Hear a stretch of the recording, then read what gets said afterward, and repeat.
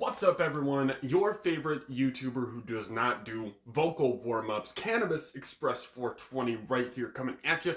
We're going to be talking about White Widow, one of my top 3 favorite strains I have ever grown or ever smoked in my career.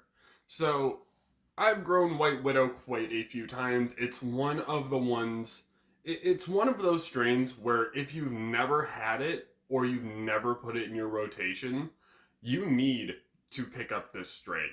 Like, it is one of the best weeds I have ever smoked, and it's got everything. It's got gas, it's got color, it's got the terps, it's got the bag appeal, it's got everything. So let's just talk about it. So if you have never heard of White Widow, first of all, welcome to the world of cannabis. My name is Cannabis Express 420. How are you?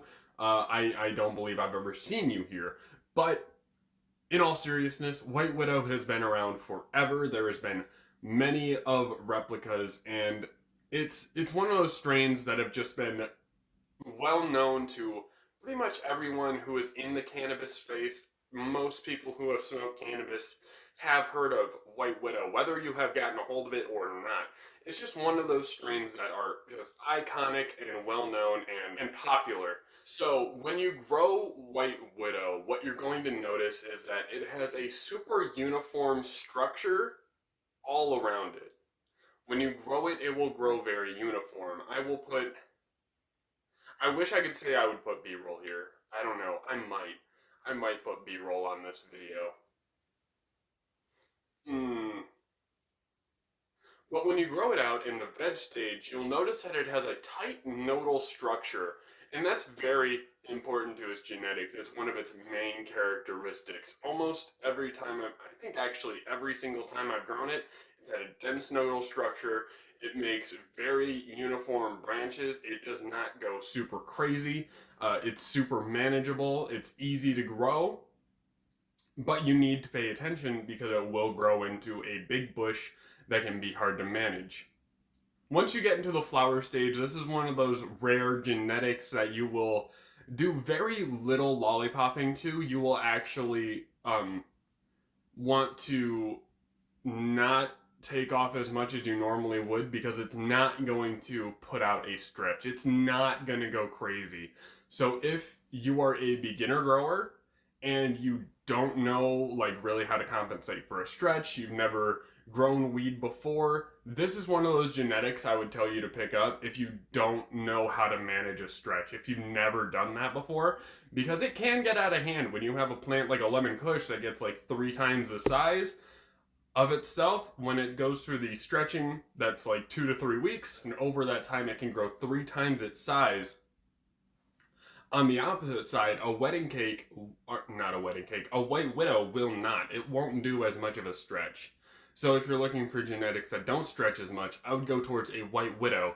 If you're looking for a super indica dominant strain, I'd go for White Widow. If you're looking for dense, really beautiful looking buds, I'd go with a White Widow. The buds have a very beautiful black, gray, green, brown combination that just looks so fantastic and so delicious. I can't get enough of it. Whenever I grow it, I can't help but just sit and look at it. I've had days where I've literally sat and looked at it for just like 10-15 minutes just because of how much I like this plant. It's just such a great, beautiful complement to a orchestra of a garden that it will be a big focal point for a lot of people. Now, the buds aren't huge, but I wouldn't call them small. I'd more call them mid-size, but they are dense and they are super frosty.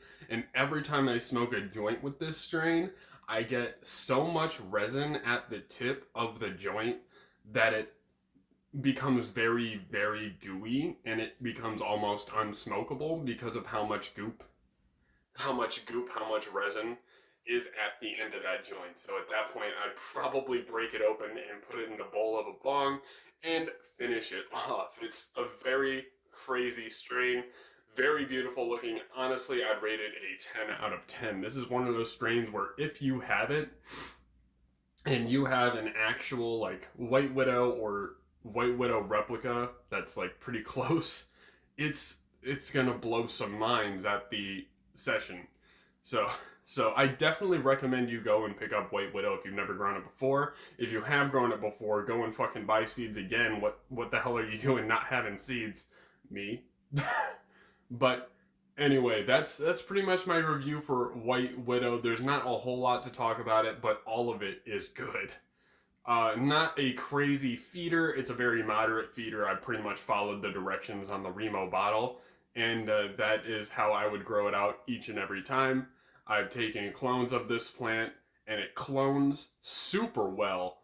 I have a White Widow in there right now. I think I only have one, but I have one, and I cannot wait. It is going to be so fucking cool to have that strain again.